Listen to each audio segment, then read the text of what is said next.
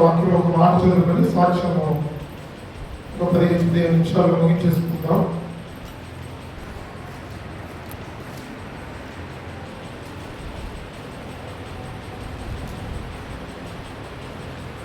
ప్రకటన గ్రంథం ప్రకటన గ్రంథం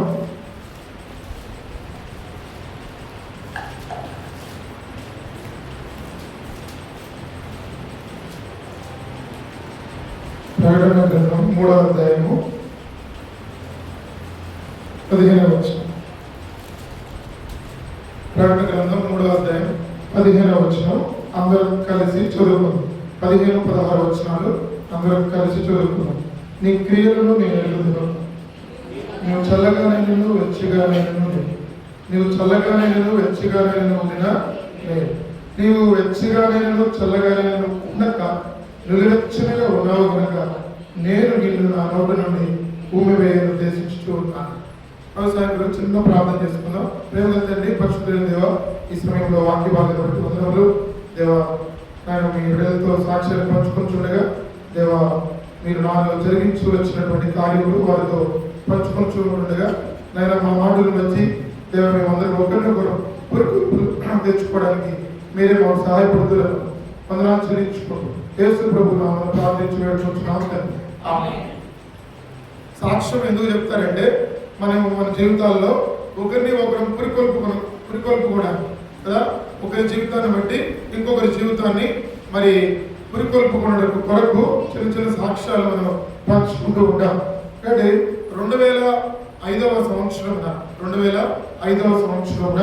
నేను ఒక టౌనస్ల యూత్ క్యాంప్, టౌనస్ల కోరికలు పెడితే నేను అక్కడికి పోయినా. అప్పుడు నా వయసు 19 సంవత్సరాలు. అంతకుముందు చిన్నప్పటి నుంచి కూడా దేవుని యొక్క లోదరన్ చర్చ్ అంటారు కదా, చర్చికి వెళ్ళేటువంటి వాడు. చిన్నప్పటి నుంచి దేవుని చర్చికి వెళ్ళేటువంటి వాళ్ళము, మందిరంలో చిన్న ఆ చర్చిలో పనిచేసేటువంటి వారు, సండే స్కూల్కి వెళ్ళేవారు, సండే స్కూల్లో కండత వాక్యాలు నేర్చుకునే వాళ్ళు, సండే స్కూల్లో కండత వాక్యాలు అప్పచెప్పే వాళ్ళము, ప్రైజ్లు వచ్చేవి, చిన్న చిన్న నాటికలు వేసేవాళ్ళము. కాబట్టి చర్చికి వెళుతూ ఉన్నాం కదా అని, అట్లాగే దేవునిలో ఉన్నాం కదా అని అనుకుంటా ఉన్నాం. తర్వాత 1వ తరగతి నుంచి అట్లాగిన 10వ తరగతి వరకు కూడా మరి అన్ని విషయాల్లో చర్చికి వెళ్ళడము, చర్చిలో పనులు చేయడము, తర్వాత చదువుకోవడము, ఇంట్లో తల్లిదండ్రులకు సహాయం చేయడము.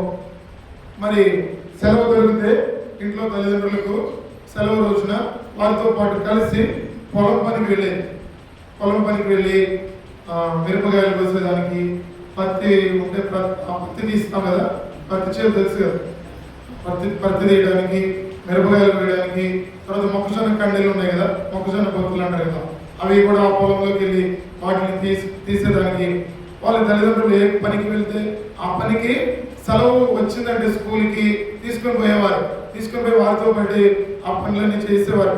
ఆ పనులు చేసేటప్పుడు చిన్నపిల్లలు కదా, చాలా ఇబ్బందిగా అనిపించేది. ఆ యొక్క మిరపకాయలు కోసేటప్పుడు ఆ ఎండకి ఉండలేక చాలా ఇబ్బంది అనిపించేది. ఇట్లాంటి జీవితం ఎట్లా అంటే అట్లాంటి జీవితం జీవిస్తూ ఉన్నాం. చాలా పేద కుటుంబం. కాబట్టి అట్లాంటి జీవితంలో మనం జీవిస్తూ వచ్చినప్పుడు నేను మరి కుటుంబంలో చిన్నవాడిని, నాకంటే పెద్దవాడు అన్నయ్య ఉన్నాడు, నేను రెండోవాడిని. ఇద్దరము మగపిల్లలము, మా తల్లిదండ్రులకు 2 మగపిల్లలము. పెద్ద ఆయన ఎక్కువగా పనులు చేసేటువంటి వాడు కాదు. ఎక్కడ సెలవు వచ్చినా ఇంట్లో కూర్చొని చదువుకుంటూ ఉండేవాడు, మనం తీసుకొని పోయేవాడు.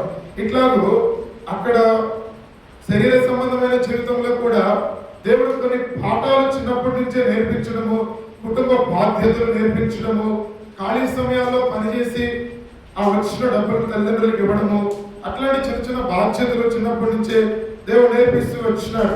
అది ఎందుకొరకు నేర్పించినాడు? ఇప్పుడు అన్ని కూడా ఉపయోగపడతా ఉన్నాయి.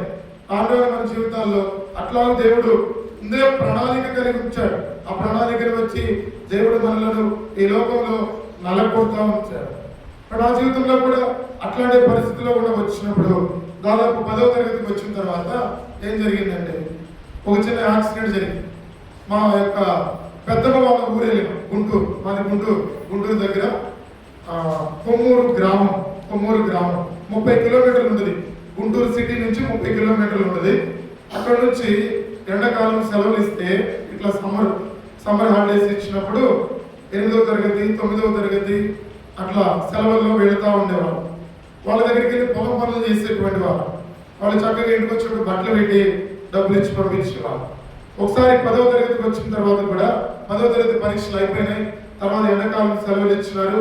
కాలేజీలో జాయిన్ అవ్వాలా, లేదా కొన్ని రోజులు ఉంటే వాళ్ళ దగ్గరికి పోయినాం. వెళ్ళిన తర్వాత అక్కడ ఉదయాన్నే లేచి 5 గంటలకి వాళ్ళు పొలం వెళ్తారు. గడ్డిని బాగా పెంచుతారు అన్నమాట. పచ్చి గడ్డిని పెంచుతారు. అవి గడ్డి కోసేసి కట్టలు కట్టేసి అవి 5 రూపాయలకి గడ్డ 10 రూపాయలకి గడ్డలు అమ్మేస్తారు. సంఘం డైరీ ఉంటుంది, అక్కడ మార్కెట్కి తీసుకెళ్ళి అమ్ముతారు అన్నమాట.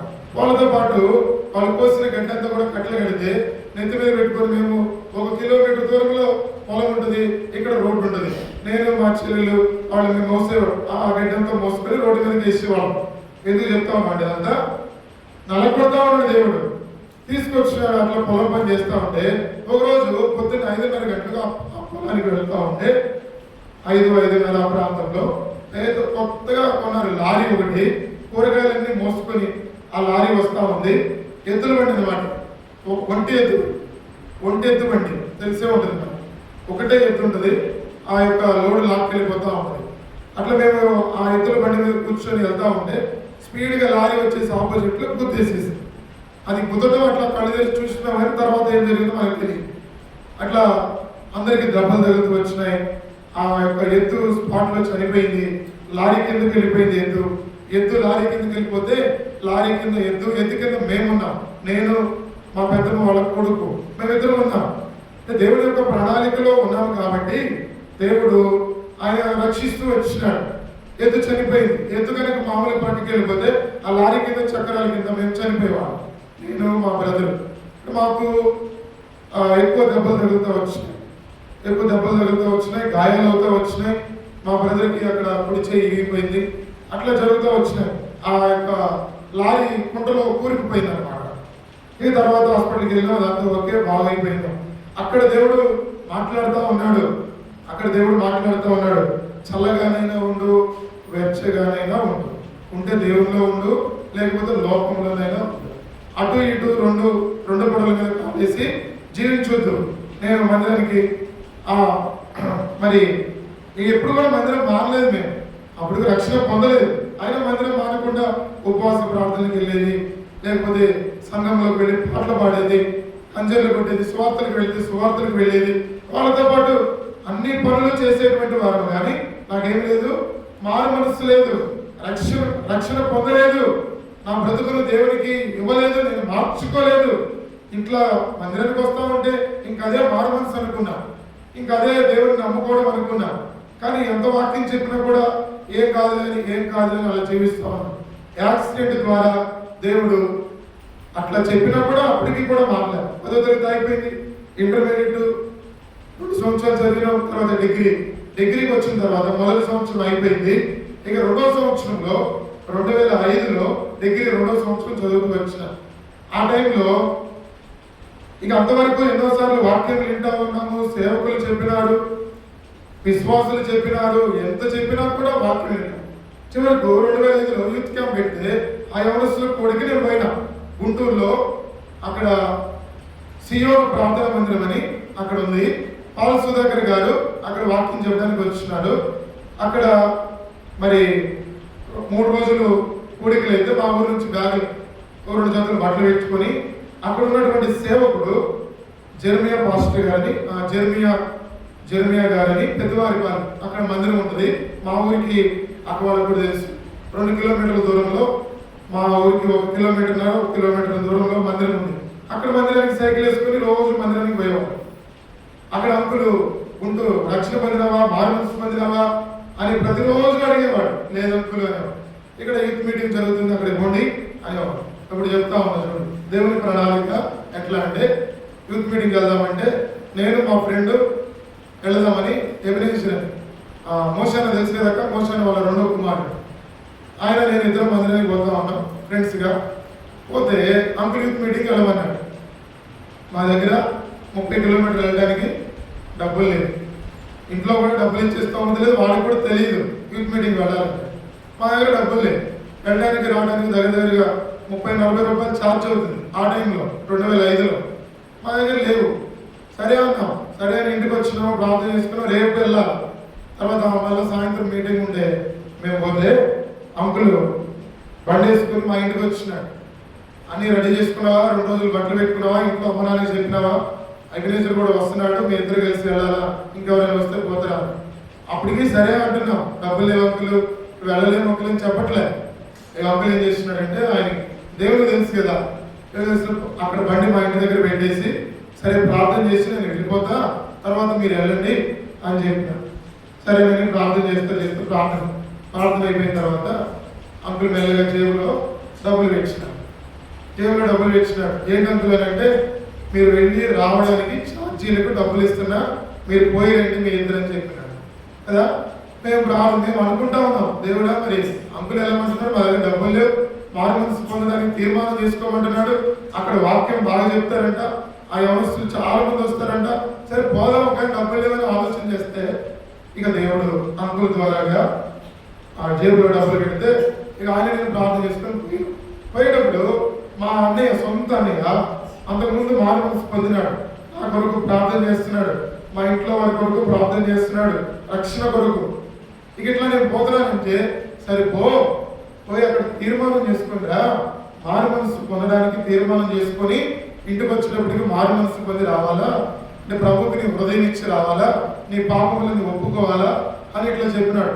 లేదనుకో, దేవుడు ఏ టైం ఎలా ఉంటుందో తెలియదు, నువ్వు ఒకవేళ అలా చేయకుండా వచ్చేసినావు అనుకో, ఇంక జీవితంలో ఇప్పుడు మారు మనసు పొందడానికి తీర్మానం చేసుకోకపోతే ఇంక జీవితంలో నువ్వు తీర్మానం చేసుకోలేవు, నువ్వు ఇంకా మారు మనసు పొందలేవు. ఎవరి కాలంలోకి వచ్చేసినావు, డిగ్రీ చదువుతా వస్తా ఉన్నావు, సినిమాలు చూసేది, అప్పుడు సినిమాలు చూసేది, థియేటర్కి వెళ్ళేది, ఇక లోకం అంతా చెడిపోయిన ఆ జీవితంలో మనకెందుకు ఇప్పుడు కానీ, అప్పుడు మనం మారు మనసు పొందమని చెప్పినాడు. సరే అది గుర్తుపెట్టుకొని అంకుల్ చెప్పిన మాట వెళ్తే అక్కడ ఈ మాట వినపడుతుంది. పదే చెప్తా ఉన్నాడు అక్కడ అంకుల్ కూడా ఇదే వాక్య భాగాన్ని, నువ్వు ఉంటే చల్లగానేనో, నువ్వు ఉంటే వెచ్చగానేనో, నులివెచ్చగా ఉంటే నువ్వు నాకు అవసరం లేదు, ఉమ్మి వేస్తా అంటే దేవునికి ఇష్టం లేనటువంటి జీవితం జీవిస్తున్నానా? ఇంతగా నేను ఉపవాస ప్రార్థనకి వెళ్తా ఉన్నా, ఆల్ నైట్ ప్రార్థనకి వెళ్తా ఉన్నా, సువార్తల పరిచర్యలు చేస్తున్నా, మందిరానికి వెళ్తున్నా, మందిరంలో పనులన్నీ చేస్తా ఉన్నా, ఇన్ని చేసినప్పటికీ దేవుడు అంటా ఉన్నాడు, నులివెచ్చగా ఉన్నావు, నాకు ఈ నులివెచ్చని జీవితం ఇష్టం లేదు అంటా ఉన్నాడు. ఇప్పుడు దేవుడికి ఇష్టంగా ఉండాలంటే నేను ఏం చేయాలా? అప్పుడు వాక్యం వినపడతా ఉంది. 1వ రోజు అయిపోయింది, 2వ రోజు అయిపోయింది, తీర్మానం చేసుకోలే, 3వ రోజు కూడా పగలంతా అయిపోయింది, రాత్రి లాస్ట్ మీటింగ్. ఈలోపు మా తీర్మానం చేసుకున్నాడు, మా సహోదరుడు మా స్నేహితుడు తీర్మానం చేసుకున్నాడు, చెయ్యరు ప్రార్థన చేసుకుంటా ఉన్నాడు. ఒరే తీర్మానం చేసుకున్నావు ఏందిరా, మొన్న మన సినిమాకి వెళ్ళాం కదా, మరి సినిమా చూసేది లేదా, లేదా ఇక అటు తిరిగేది లేదా, ఇటు తిరిగేది లేదా అని మాట్లాడుతూ ఉంటే ఇంకా ఎన్ని లేదు, దేవుడు నాతో మాట్లాడినాడు అన్నాడు. ఇక నేను కూడా ప్రార్థన చేసుకుంటా ఉన్నాను, కానీ ఇంకా ప్రార్థన మొదలు పెడితే, ప్రభా చివరి మీటింగ్ కదా, నేను ఎలాగూ మారు మనసు పొందాలో, ఇక నాకు ఏడుపు రావు, ఇక నాకు కన్నీరు రావు, నాకు గుర్చబడాలి, వాక్యం అంతా చాలా గుర్చబడాలి. ఇక నాకు గుర్చబడితేనే కానీ నేను నీ దగ్గర మోకరించలేను. కాబట్టి ఈ వాక్యం ద్వారా ఎట్లా మాట్లాడతావో మీ ఇష్టం ప్రభా అని ప్రార్థన చేసుకుంటే ఆ చుక్కల వర్తమానంలో ఇక అంకులు మాట్లాడుతూ ఉన్నా నాకు ఏడుపు వస్తావు, నువ్వు చచ్చిపోతే ఇంటికి వెళ్తావో కూడా లేదో తెలియదు, మీటింగ్ అయిపోయిన తర్వాత ఇంటికి వెళ్తావో కూడా లేదో తెలియదు, నాతోనే మాట్లాడుతున్నట్టు అనిపిస్తావు. ఇప్పుడు నువ్వు నిలువెచ్చనిగా ఉన్నావు, చనిపోతే ఎక్కడికి వెళ్తావు? దేవుని రాజ్యానికి వెళ్ళాలి. నువ్వు దేవుని రాజ్యానికి వెళ్ళాలంటే నువ్వు మారు మనసు పొందలే, పాప క్షమాపణ పొందలే, నీ హృదయం నాకు ఇవ్వలేదు, నిలువెచ్చని స్థితిలో ఉన్నావు, లోకంలో తిరుగుతూ ఉన్నావు, ఆటలు పాటలు అవన్నీ వదిలేసి, చీకటి బ్రతుకు వదిలేసి నా కోసం రా అని పిలుస్తూ ఉన్నాడు. నువ్వు లేచి నా దగ్గరికి రా అని పిలుస్తూ ఉన్నాడు. నన్నేగా నేను అక్కడి తిరిగి చూస్తూ ఉన్నా, గొప్పకి ఏడుస్తూ ఉన్నా. ఇక చివరి ప్రార్థన వాళ్ళు చెప్తా ఉంటే, ఇంకా నేను ప్రార్థన చేసుకుంటా ఉంటే దేవుడే నా దగ్గరికి వచ్చేసి నా తప్పులన్నీ ఒప్పించేసినట్లుగా పరిశుద్ధాత్మ దేవుడు నా దగ్గరికి వచ్చి నా మెడ మీద వంచి నా యొక్క పాప బ్రతుకులందరినీ కూడా నేను దేవుని సన్నిధిలో యథార్థముగా ఉన్నది ఉన్నట్లు ఒప్పుకున్నట్లుగా దేవుడు నన్ను చేసినాడు. ఎప్పుడైతే నేను ఆ ప్రార్థన చేసినాను, ఎప్పుడైతే ప్రభావం నన్ను క్షమించగలవా అని అడుగుతూ వస్తే దేవుడు క్షమించినట్లుగా నాకు చాలా నమ్మకం కలిగించినాడు. గొప్ప ఆత్మస్వరూపైన దేవుడు, పరిశుద్ధాత్మ దేవుడు నన్ను మొక్కుతూ వచ్చినాడు. ఇక నేను వెంటనే నా యొక్క పాపములన్నీ కూడా విడిచిపెట్టడానికి హృదయంలో తీర్మానం చేసుకున్నాను. అన్ని ఒప్పుకుంటున్నా ఏడుపు వస్తా ఉంది. ఒక పక్క మనసు తేలికైపోతా ఉంది, ఒక పక్క మనసు హృదయం అంతా కూడా తేలికైపోతా ఉంది. ఎప్పుడైతే ఆమె అన్నాను, చేయొద్దని కదా, నా కోసం ప్రార్థన చేశారు, కార్డు ఇచ్చేసినారు, వెళ్ళిపోయినారు. లేచిన వెంటనే నేను చాలా సంతోషం ఉంది, నా జీవితం చాలా సంతోషం ఉంది. అందరి దగ్గరికి వెళ్ళి ప్రైజ్ లార్డ్ చెప్పడానికి బైబిల్ తీసుకెళ్ళాను, ఎలా తీసుకెళ్ళాలి, కవర్లో పెట్టుకొని తీసుకుపోయాను. ఎందుకంటే లోకానుసారంగా తిరుగుతా ఉన్నాము, సిగ్గుగా ఉంది. బైబిల్ కవర్లో మడత పెట్టుకొని ఇట్లా పట్టుకొని పోయేవాళ్ళు మందిరానికి వెళ్ళేటప్పుడు. ఇప్పుడు బైబిల్ కవర్ తీసి పడేసేసినాయి.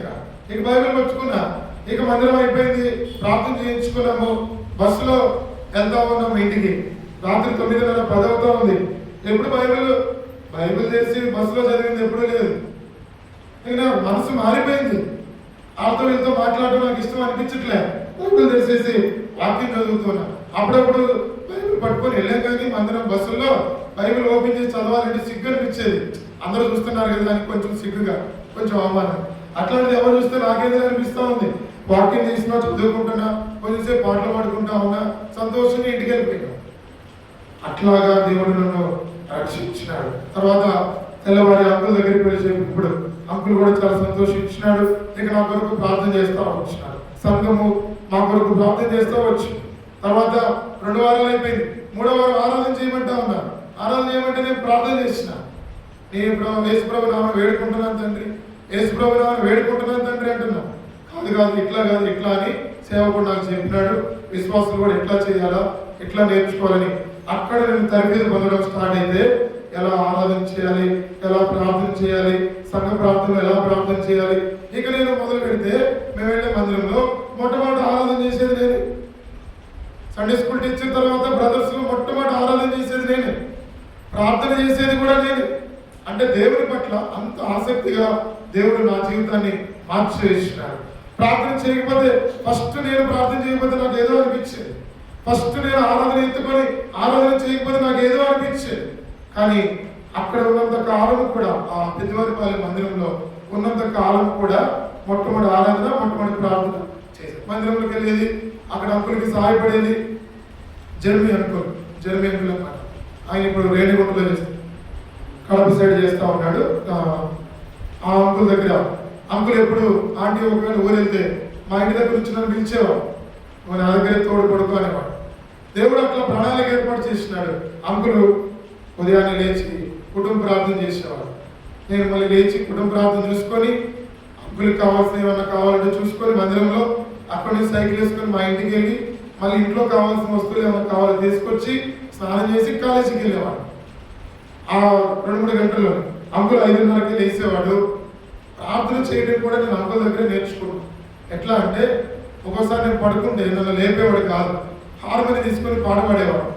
ఆ మైక్ పెట్టుకొని ఆ గ్రామం అంతా వినపడతా ఉండే ప్రార్థనలు పాట పాడేవాడు. పాట అయిపోయిన తర్వాత ప్రార్థన చేసేవాడు. ప్రార్థన చేస్తే ఊరు మొత్తంలో ఉన్న పేర్లన్నీ కూడా నోట్ బుక్లో రాసుకునేవాడు. అంకుల్ విజిటింగ్కి వెళ్ళేవాడు కదా, వాళ్ళ ఇంటికి వెళ్ళి ప్రార్థన చేయడానికి వెళ్ళేవాడు కదా, మందిరానికి వచ్చేవాడు కదా, వాళ్ళ పేర్లన్నీ పుస్తకంలో రాసుకునేవాడు. ఆ పుస్తకం ఓపెన్ చేసి ఆ అంకుల్ వాళ్ళ పేర్లన్నీ చదివి ప్రతి ఒక్కళ్ళ కుటుంబం కొరకు ప్రార్థన చేసేవాడు.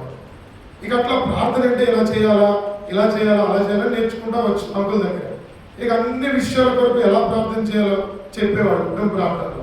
ఒక అధ్యాయం చదివిన తర్వాత ఆయన చెప్పేసి అప్పుడే అంకుల్ వాళ్ళకి ఇట్లా ఊర్లో కదా కొన్ని పాలు తీసుకొచ్చేవాడు.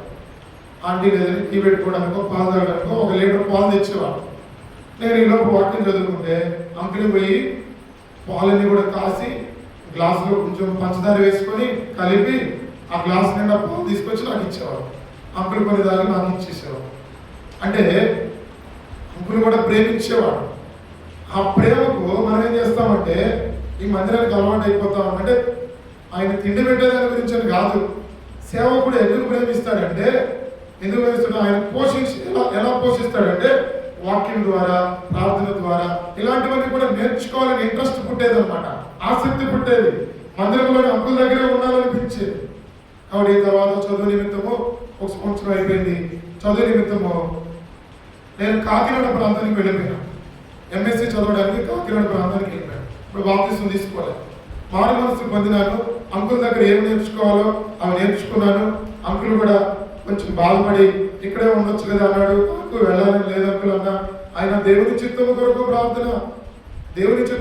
ప్రార్థన నేర్పించాడు. ఎలా నేర్చుకోవాలి దేవుని చిత్తం అనేది నాకు అంకుల్ దగ్గర చూస్తేనే నేర్చుకున్నాను. చదువుకునేటప్పుడు నేను ఏ కాలేజీలో జాయిన్ అవ్వాలా, ఇదే ప్రార్థన చేసుకోవాలి. దేవుడు నీకు చిత్తాన్ని బయలుపరుస్తాడు. అయితే మా దగ్గరే ఒక యూనివర్సిటీలో సీటు కొరకు పోయినాం. దేవుని చిత్తం అంటే ఏదో చూడండి. మా దగ్గర గుంటూరులో యూనివర్సిటీ ఉంది. అక్కడ ఎంఎస్సీలో కాలేజీ సీటు కొరకు పోయినాం. కౌన్సిలింగ్లో ర్యాంక్ వచ్చింది. ఆ ర్యాంక్ ప్రకారం కౌన్సిలింగ్ ఉంటే ఆ కౌన్సిలింగ్లో సీటు కోసం పోయినాం. నేను మా అన్నయ్యకి వెళ్ళిన తర్వాత లైన్లో నిలబడమన్నాను. అందరికీ సీట్లు పలానా చోట వచ్చిందని చెప్తా ఉన్నాను. నా దగ్గరికి వచ్చేసరికి ఏం చేశారు తెలుసా? బోర్డు పెట్టేసిన, సీట్లు అయిపోయాయని బోర్డు పెట్టేసిన. నేనే ఇంకా ముందుగా బాబు సీట్లను అయిపోయినాయమ్మా, మిగిలితే తర్వాత సెకండ్ కౌన్సిలింగ్లో చూద్దాము, ఏమైనా ఉంటే అప్పుడు చూద్దాం అన్నాడు. అంటే ఇక్కడ నాకు దేవుని చిత్తం లేదని నాకు అర్థమైపోయింది.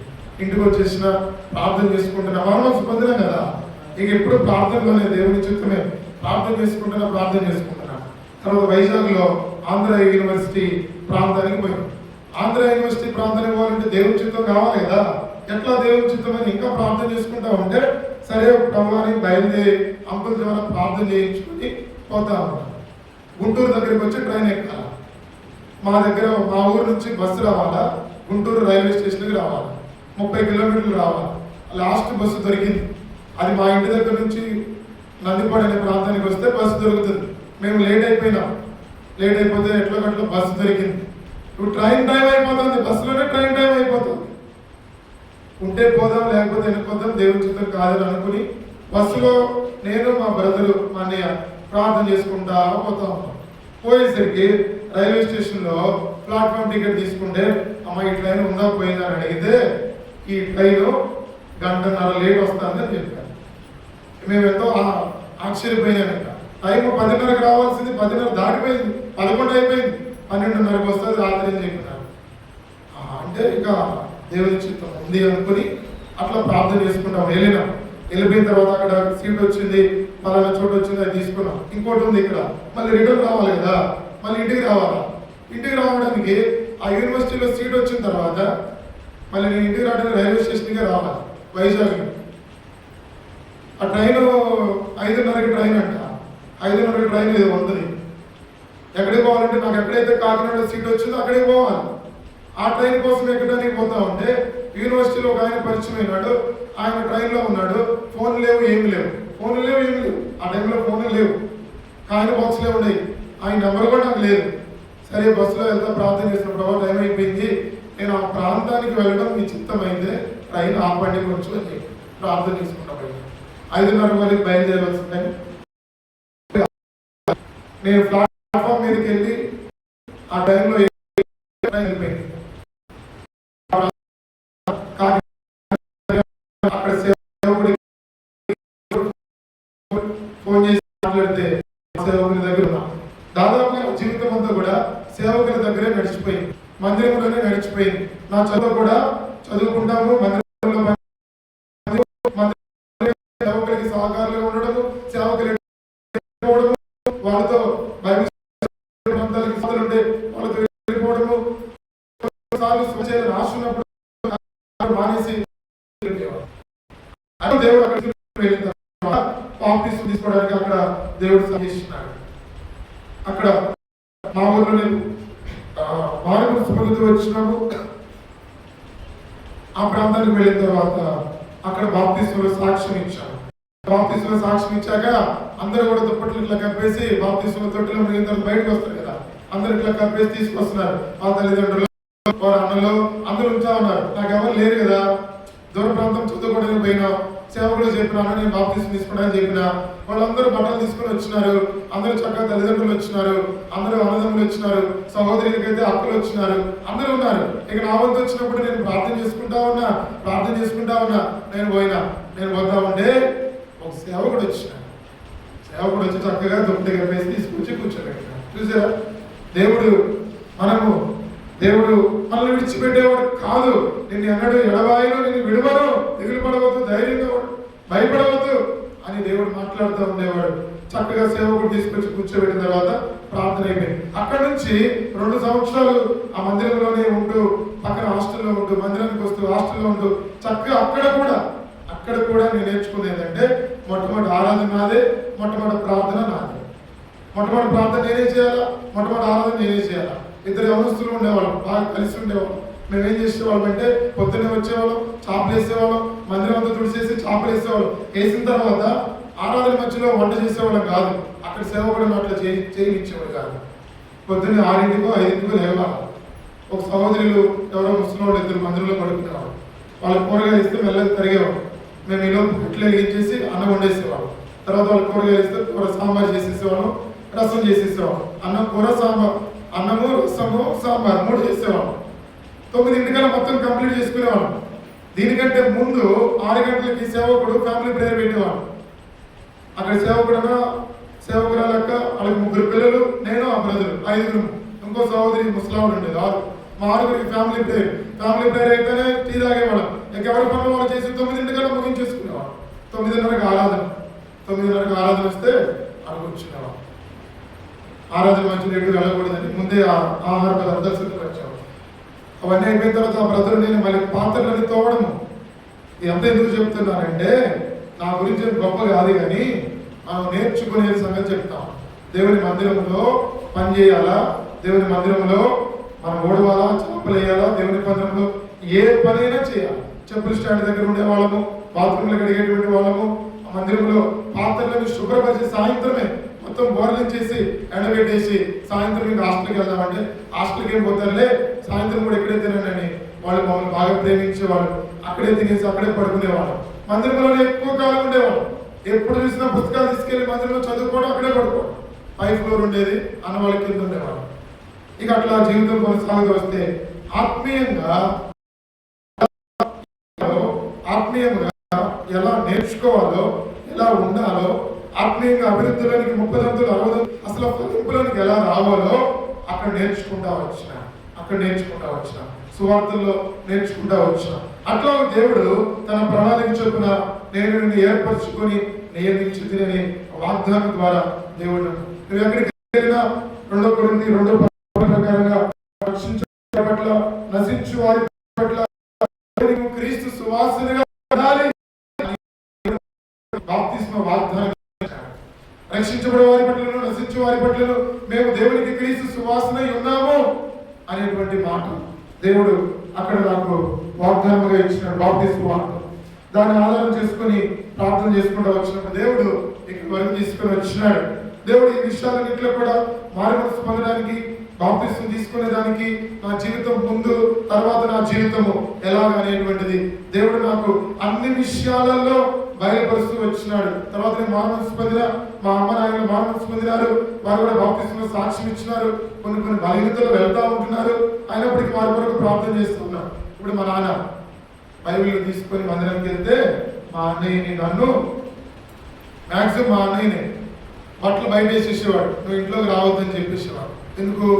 లేచిన దగ్గర నుంచి ఆ మందిరం దగ్గరే ఉంటున్నావు, ఇంట్లో పనులు ఎవరు చేస్తారు, మీరు అసలు వద్దు, మాకు అవసరం లేదని చెప్పి బయట వేసేసేవాడు.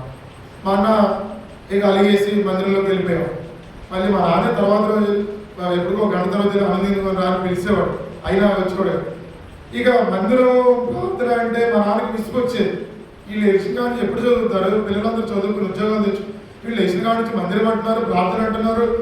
మా ఊర్లో అట్లాగా చాలా మందిని వాళ్ళు పోల్చి చూసుకుంటా ఉండేవాళ్ళు. దేవుడు ఇస్తాడని విశ్వాసం మాకు, వాళ్ళేమో కంగారు పడుతూ ఉండి మందిరానికి వెళ్తూ ఉంటే మా నాన్న ఊరుకునేవాడు కాదు. అంటే ఊరుకోవడం అంటే వెళ్ళండి కానీ కష్టపడి చదివారు, ఉద్యోగాలు చేయాలా లేకపోతే ఇంకోటి చేయాలి ఇట్లాంటివి చెప్పేవాడు. ఇట్లా చెప్పేసి అయినా కూడా దేవుని మందిరాన్ని విడిచిపెట్టేది లేదు. అర్ధరాత్రి అయినా మందిరానికి వెళ్ళేవాళ్ళని. ఉపవాస ప్రార్థన, ఆన్లైన్ ప్రార్థన, మందిరానికి వెళ్ళేవాళ్ళం. ఎన్నో ఇబ్బందులు మా నాన్న పెంచినప్పటికీ కూడా మేము ఎక్కడ కూడా దేవుని మందిరాన్ని విడిచిపెట్టలేదు కదా, దేవుని మందిరం విడిచిపెట్టలేదు. ఇప్పుడు అప్పటి నుంచి ఇప్పుడు కూడా ఇప్పుడు ఏమంటాడంటే, నేను ఇంటికి వెళ్ళినప్పుడు ప్రార్థన చేయించుకుంటాడు. ఎప్పటి నుంచో దాదాపు 10 సంవత్సరాల నుంచి ఇంటికి వెళ్తే ప్రార్థన చేసి వచ్చేస్తా, బయలుదేరేము నువ్వు ప్రార్థన చేసుకో అంటాడు. ఎక్కడికైనా ఏదైనా వెళ్తే ప్రార్థన చేయి అంటాడు. ప్రార్థన చేయించుకుంటాడు. ఇంట్లో వాళ్ళందరూ చక్కగా నువ్వు ప్రార్థన చేయి అంటాడు. మేము కూడా అన్ని విషయాలు ప్రార్థన చేసి అట్లా మారిపోయాడు. దేవుడి సేవకులు వస్తే గౌరవిస్తాడు. ఎక్కడ కనపడ్డా కూడా వారితో ప్రార్థన చేయించుకుంటాడు. ఎక్కువ ఇప్పుడు ప్రతి రోజు ప్రార్థనకి వెళ్ళాడు. ఆయనకు పెద్ద బైబిల్ ఒకటి గిఫ్ట్గా ఇచ్చిన ఆ బైబిల్ తీసుకొని ప్రార్థనకు పోతాడు. ఆదివారం ఇదివరకు పనులకు వెళ్ళిపోయేవాడు, ప్రార్థనకి వెళ్ళేవాడు కాదు. ఆయన జీవితం కూడా మార్చుకున్నాడు. చక్కగా ఆదివారం ప్రార్థనకు పోతాడు. ఏ మీటింగ్ అయినా ప్రార్థనకు పోతాడు. తర్వాత మిగతా పనులు చేసి అంటే ఇట్లా కుటుంబం అంతా కూడా రక్షణలోకి రావడానికి దేవుడు సహాయం చేస్తూ వచ్చినాడు. దేవుడిలో గడపడానికి దేవుడు సహాయం చేస్తూ వచ్చినాడు. ఉద్యోగం రావడానికి దేవుడు సహాయం చేస్తూ వచ్చినాడు. ప్రతిదీ కూడా ప్రార్థన ద్వారానే దేవుడు సహాయం చేస్తూ వచ్చినాడు. ఇక్కడికి వచ్చిన తర్వాత కూడా హైదరాబాద్ ఇక్కడ కూడా మందిరంలోనే ఉన్నాను. రాగానే నాకు రూమ్ దొరకలే. వేరే సేవకుడు కనుక చెప్తే ఆ మందిరంలో సంఘ పెద్దకి చెప్పినాడు. సంఘ పెద్ద చెప్తే రాబాబు మందిరంలో ఉన్నాడు. ఆ మందిరంలో 2 రూములు ఉంటాయి. ఒక రూమ్ లో ఉండు, బయట రూమ్ దొరికేంత వరకు ఉండన్నాడు. అంటే దాదాపు 1 సంవత్సరం 2 సంవత్సరాలు ఆ మందిరంలోనే ఉన్నాం. తర్వాత స్నేహితులు ఉంటే వాళ్ళతో పాటు మేము రూమ్ తీసుకొని బయట ఉన్నాం. దేవుడు ఇక్కడ తీసుకొచ్చి కూడా మందిరంలోనే పోషించేవాడు, మందిరంలోనే ఉండేవాడు. చాలా ఇబ్బందులు పెడుతూ, చాలా కష్టాలు అనుభవించుకుంటూ, డబ్బులు ఉండి లేక తినక అట్లాంటి పరిస్థితుల్లో కూడా దేవుడు ప్రార్థన ద్వారా పోషించేవాడు. వదిలిపెట్టేవాడు కాదు. ఎక్కడో దూరంగా తల్లిదండ్రులు ఉండేవారు, ఉండేవాళ్ళు, ఒక్కడే ఉండేవాళ్ళము. ఎక్కడ లోకానికి అలవాటు పడకుండా దేవుడు కాపాడుతూ వచ్చినాడు, భద్రపరుస్తూ వచ్చినాడు. ఇంతవరకు దేవుడు తన కృపనిచ్చి కాపాడుతూ ఉన్నాడు. దాదాపుగా ఒక 7-8 సంవత్సరాల నుంచి కూడా దేవుడు పరిచర్యలో వాడుకుంటా ఉన్నాడు. ఇదంతా కూడా దేవుడి కృపే. సేవకుల ప్రార్థనలు, విశ్వాసుల ప్రార్థనలు, సంఘం చేసినటువంటి ప్రార్థన. ముగించుకుంటాం. నేను చెప్పేది ఏంటంటే, ఏదైనా సరే మనం చేసేటువంటి పనిలో దేవునికి నమ్మకంగా ఉండాలా, యథార్థంగా ఉండాలా. ప్రభు పనిలో, ప్రభు పరిచర్యలో నమ్మకంగా ఉండాలా. యథార్థంగా ఉన్నప్పుడు దేవుడు మనల్ని ఆశీర్వదించేటువంటి వాడు. తప్పకుండా దేవుడు ఆశీర్వదిస్తాడు. ఒకటే తీర్మానం చేసుకుంటాం, ప్రభా ఈ లోకంలో నువ్వు ఒకటే ప్రార్థన చేస్తావు ఎప్పుడు, ప్రభా ఈ లోకంలో నువ్వు ఆశీర్వదించకపోయినా నాకు పర్వాలేదు, నీ పరలోక రాజ్యంలో స్థానం కల్పించని ప్రార్థన. ఈ లోకంలో బిల్డింగ్లో లేదా ఇంకోటి మంచిదే, సంపాదించుకోవడం మంచిదే, నాకు ఒకవేళ ఇస్తే తీసుకుంటాము, కానీ దాని కొరకే నేను ఇప్పుడు ఈ లోకంలో దావీదు అన్న ఆ మాటే పెట్టుకొని ప్రార్థన చేస్తా. ఈ లోకంలో నీవు నాకుండగా నాకేది అక్కర్లేదు అంటాడు దావీదు. అదే మాట పట్టుకొని ఇష్టంగా ప్రార్థన చేస్తా ఉంటాయి. ఇప్పుడు ప్రభా నువ్వు ఇస్తే తీసుకుంటే లేకపోతే లేదు, కానీ నువ్వు ఆశీర్వదించిన అంటారు చాలా మంది. నువ్వు ఎప్పటి నుంచో దేవుడి మందిరానికి పోతున్నావు కదా, మీరు ఎప్పటి నుంచో దేవుడి మందిరానికి పోతున్నారు కదా, ఏది దేవుడి ఆశీర్వాదం ఏది అంటూ ఉంటారు. దేవుడు చక్కగా ఊళ్ళో ఇల్లు కట్టుకోవడానికి సహాయం చేసినాడు. ఊరి గుడిసి తీసేసి మంచిగా డాబు కొట్టుకుంటూ వచ్చినాం. మా అన్నయ్య పెళ్లి చేసిన, నా పెళ్లి చేసుకున్నా, మా అన్నయ్యకి 2 పిల్లలు, నాకు 2 పిల్లలు. ఇది ఆశీర్వాదం కాదా? ఇది ఆశీర్వాదం కాదా? దేవుడి సంతానం ఆశీర్వదించట్లేదా? చక్కగా దేవుడు ఆశీర్వాదం అని మనకు తెలుస్తూ, లోకంలో ఉన్న వారికి ఏంటంటే పెద్ద పెద్ద బిల్డింగ్లు, మంచిగా కోట్లు సంపాదించుకో వాళ్ళు అనుకుంటారు, కానీ మన ఆశీర్వాదం ఏంటి? ఆత్మీయంగా దేవునిలో ఉన్నామా లేదా, దేవుని మార్గంలో ఆత్మీయంగా నడుచుకుంటున్నామా లేదా, ఇది కావాలి. అదే ప్రార్థన. ప్రభు ఈ లోకంలో ఆశీర్వదించకపో, లోకంలో ఎన్ని నిందలైనా కష్టాలైనా కానీ భరిస్తాం, ఇబ్బంది. పరలోక రాజ్యంలో స్థానం. ఇదే ప్రార్థన. కాబట్టి మోకరించండి, ప్రార్థన చేసుకుందాం. మనం కూడా నేర్చుకుందాం. పురుకొల్పు, ఒకరికొకరు పురుకొల్పు, దేవుని చిత్తం అడగడము, దేవుని చిత్తంలో ప్రార్థన చేసుకోవడము. దేవునికి ఆటంకములు ఎన్నొచ్చినా సరే దేవుని మందిరానికి రావడము, దేవుని మందిరంలో పనిచేయడము, మన దేవుడు ఇచ్చిన పరిచర్యలను నమ్మకంగా చేయడము, దేవుని ఆశీర్వాదం మనం చూస్తాం. ప్రార్థన చేస్తాం.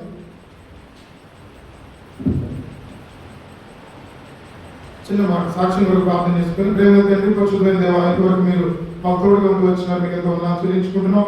ఈ సాక్ష్యాన్ని దీవించండి. మాకు ఒకరి కొరకు పురుకొల్పుగా ఉండడం కొరకు మాకు సహాయపడుతున్నామని వందనాలు చెల్లించుకుంటూ యేసు ప్రభు నామమున ప్రార్థించి వేడుకుంటున్నాం తండ్రి. ఆమేన్. లేచి నిలబడి ఒక పాట పాడుకొని మన కానుకలు సమర్పించుకుంటాం.